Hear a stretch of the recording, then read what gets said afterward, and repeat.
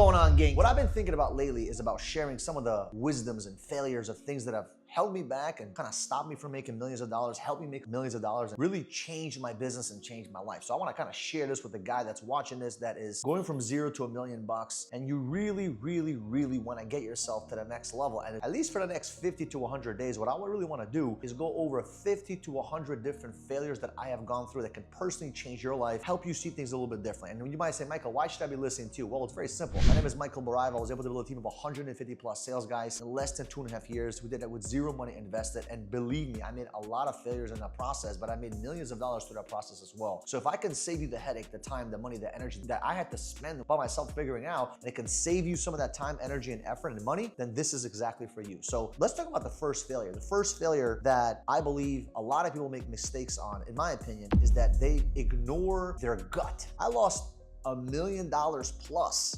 because I didn't trust my gut. There was this guy, a friend of mine, told me, hey, Mike, you need to invest into this asset and invest into these things, right? And I listened to him. And by me listening to him, not because he was wrong, it's because I felt like I needed to make money at that time. This was in 2020, 2021, when everyone was making, at that time after the pandemic, a lot of money, free money was growing on trees, everything was crazy. And the mistake that I made was that I was sitting there twiddling my thumbs, and I ended up losing millions of potential dollars. But in reality, I lost $600,000 in liquid cash, literally like that, right? Because I invested in the wrong asset class, because I didn't have the right information, because I didn't trust my gut. My friend told me, hey, this is a great asset class, this and that, invest, it's gonna be great. And because everyone around them were making millions of dollars, I was like, you know what? I'm gonna make the same decision, right? And my biggest decision that I wish I would have had is the Baraiva of wisdom number one. I wish I would have trusted my gut, because your gut is never gonna lie to you. Your gut is gonna tell you exactly what you need to do. And some of us, we know we have that gut intuition, but we don't listen to it. That cost me a lot of freaking money. Potential of millions of dollars, but also $600,000 in liquidity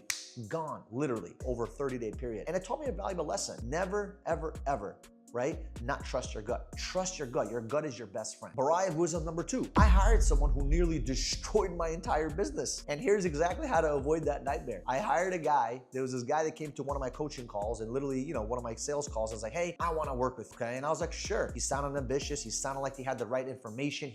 Everything was amazing. But I didn't do my due diligence and check the reference. I didn't do my due diligence to check the information and the background of this individual. And it cost me millions of dollars because of the fact that I hired the wrong person into my business. And this person ended up becoming a cancerous individual. Everything went to decay, all because I hired this individual. And it took me some time. Thank God we didn't have to go through lawsuits or anything like that. But it was a point where it was going to get to that point. And thank God I was like, you know what? I'm going to cut the cancer, take my losses, and learn a very valuable lesson. Baraiva wisdom number two, okay, for me, I will make sure before I hire anybody, I'm going to do some background checks. I'm going to do, I'm going to investigate this person. When I say hire, I'm not talking about a regular administrative person, maybe a recruiter, maybe a salesperson, but someone that's going to be coming in a managerial position, an executive position, business partner. You want to know exactly who you're doing business with, because if not, it's going to eat you alive. It's going to cost you a lot of pain and a lot of misery, and you're gonna be suffering because you made the wrong choices at hiring the wrong people. And we all make the wrong hires, but when you make the wrong hires and you let them stay long enough, it destroys your freaking business. They start becoming cancerous towards everyone around you. Everyone in the company starts to realize that, hey, Michael only cares about X, doesn't care about the culture, doesn't care about the values. And that cost me a shit ton, right? These are 100 failures that I'm gonna kind of share with you guys over the next couple of videos. Some of them are gonna be in short form content in a bunch of different types, so you guys can get a chance to kind of understand the mistakes. Like, in order to create success, you have to make mistakes. It's not about successes all the time. It's about making mistakes. And a lot of people, they don't understand that making the mistakes is the beautiful part. Rejection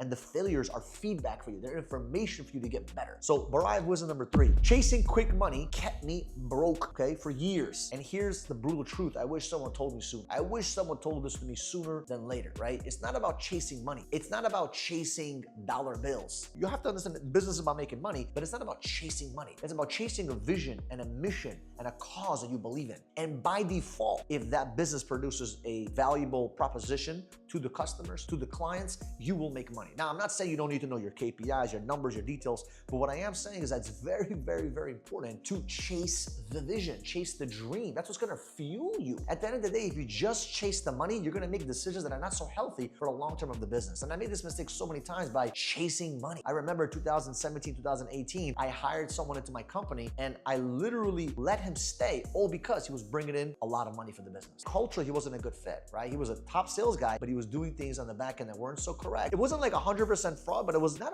done the right way where it was ethical and moral to my standards. And I let him stay there, and it affected me. It affected me tremendously because the team and the people saw that Michael didn't care about the cause and the mission, the vision that he always talked about. He only cares about a dollar bill. And that kind of broke the trust of my people. If you want to build a business, you need people. You need to build that trust, right? That was a big, heavy mistake for me. I mean, to be honest with you, I lost so much money. I can't even count how much money I lost. The money that I made with that one individual was not even nearly close to the amount of money I lost. And it just wasn't a good investment in my it was a mistake that I made. If you're watching this video, you can learn from this. I mean, it'll help you tremendously. Bribe wisdom number 4. My ego, man. My ego cost me almost everything. And here's how pride kills entrepreneurs, okay? And here's what saved me. Ego is the biggest killer. Your ego is not your amigo. It's not your friend. If you're trying to build a business and it's always about you, your business is never gonna make it. I made this mistake so many times. I cared so much about how my team viewed me and being right versus doing what's best for the company. And sometimes your ego gets in the way of you creating success. And a lot of times we wonder, why are we not where we wanna be? Why are we not making 100,000, million, 2 million, whatever it may be that you're trying to make? It's not because the business doesn't. Business is very simple at the end of the day. It's all about math, numbers, data, getting the product to the customers and the service to the customers. But a lot of times, you know what it really is? It's about you being the bottleneck. The problem is always you as the leader. You are the CEO, you are the owner. And if you're the one that's taking that bottleneck, guess what? The business is not gonna grow. So at the end of the day, I had to make so many of these changes because my ego was so big, but my pockets were so tiny. One of my mentors said, Michael, you cannot have your ego grow and your pockets grow at the same time.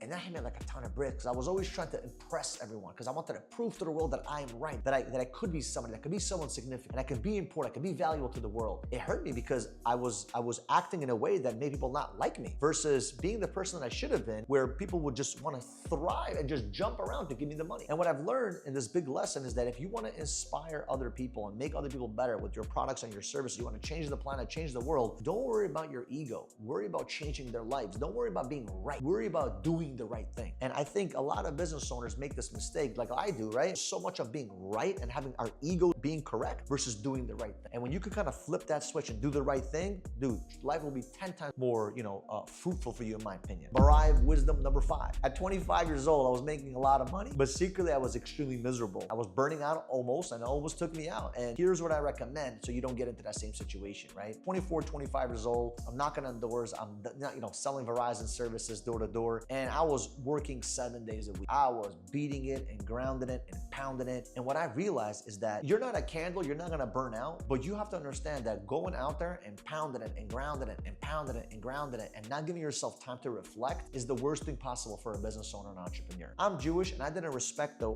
Shabbat, which is the Sabbath, like the 7th day. And I started realizing that, if you just take one day off, one day out of the week off, and just focus on reflecting, inspecting your thoughts, reflecting, introspection, whatever you want to call it, right? Spiritual meditation, whatever it may be. To just think without a phone, without a TV, without a tablet, without any of those things in front of you, right? Just focus on figuring out your thoughts and meditating with yourself, talking to yourself and thinking with yourself. One day out of the week for 24 hours. You'll have so much clarity what you need to do. And I didn't appreciate that. And it caused me to almost burn out at 25 years old, where at a point where I was so close to quitting because I was like, I just can't keep doing this, right? I was so focused on making money that money was the only thing that was so important to me at that age. And it was so wrong to think that way because money is just a tool. Yes, you need the money. Yes, you want the money, but it's not about just the money. It's about figuring out what's going to fulfill you to keep pushing forward when things don't go your way. It's about making a difference in the world, inspiring other people, figuring out your passion. At the end of the day, you may not know your passion right now, but you have to figure it out through, little steps. One thing that I realized is that you have to take a day of rest, a day of introspection, a day of thinking with yourself, communicating with the ether, communicating with God or whatever source that you believe in, right? For me, it's God, because